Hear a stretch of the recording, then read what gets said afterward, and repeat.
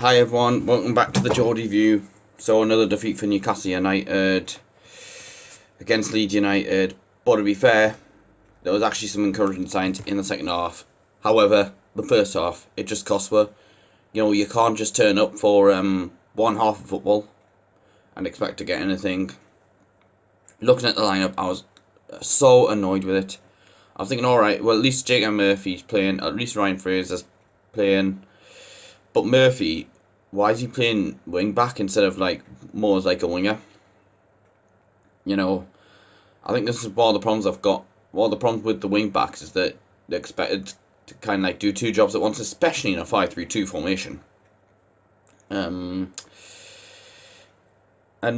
He's just going five at the back at home to Leeds United. That's just shocking from Steve Bruce.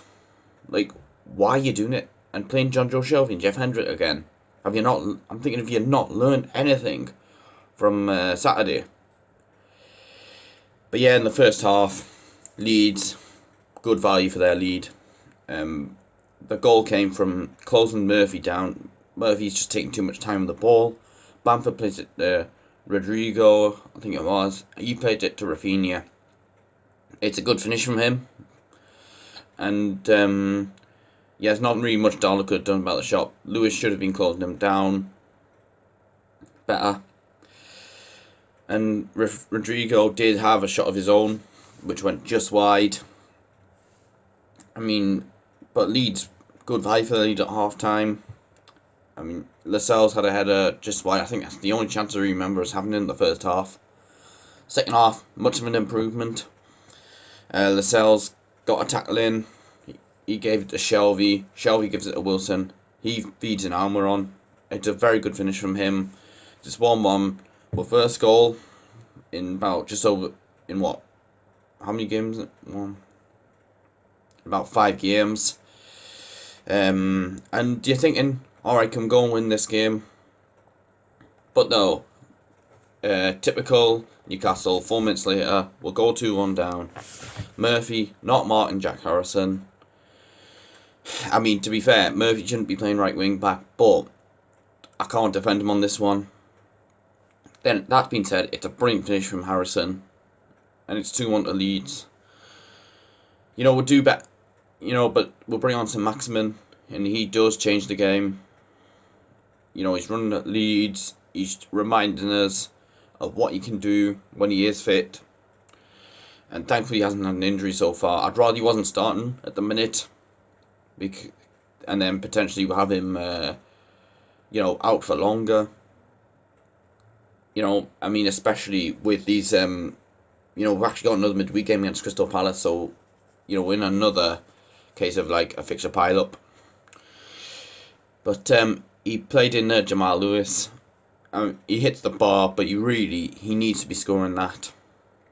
But as I said in the video, preview, a lot of people are writing off Jamal Lewis. I don't want us making the same mistake we made with Florian Thauvin. We'll write them off at such a young age, maybe because of a price tag, and then potentially, because let's be honest, if Jamal Lewis left to go somewhere else and he did brilliantly under better coaching, then we'd all be like, why did we get rid of him? He could have been good under good coaching. Shelby had a header from a corner. We were threatening from set pieces, but we couldn't quite get a goal from it. Meslier, who came back and goal for Leeds after the weekend, after an illness.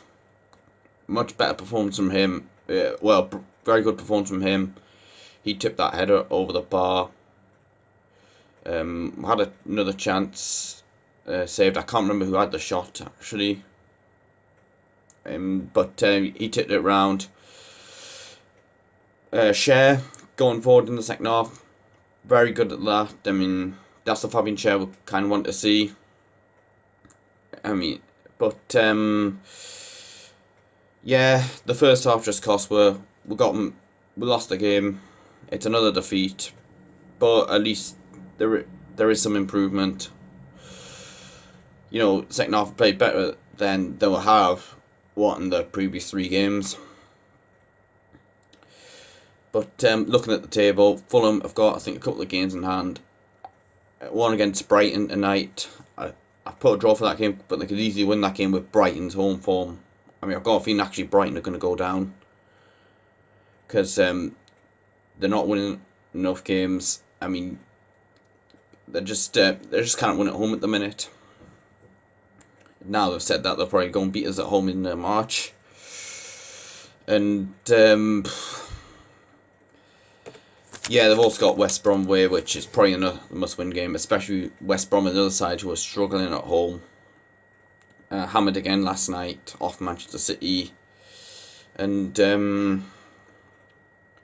but yeah, that's all I've got to say really. Don't forget to like the video, subscribe to my channel, check out my social media stuff in the description below. And I'll see you probably Friday for the Everton preview.